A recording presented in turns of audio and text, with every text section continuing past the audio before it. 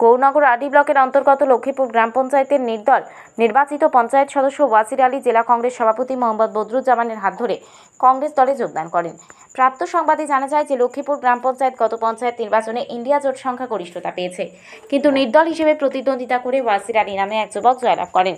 আজ সন্ধ্যায় জেলা কংগ্রেস সভাপতি বৌদ্ধ জমানার হাত ধরে ওয়াসির আলী কংগ্রেস দলে যোগদান করেন।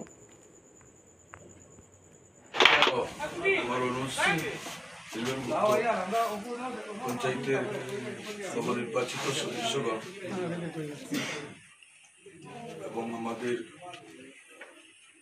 ইন্ডিয়া জোটের কর্মী এবং সমর্থক বন্ধুরা সবাইকে আন্তরিকভাবে অভিনন্দন জ্ঞাপন করছি। গত গ্রাম পঞ্চায়েত নির্বাচনে লক্ষ্মীপুর 2 নম্বর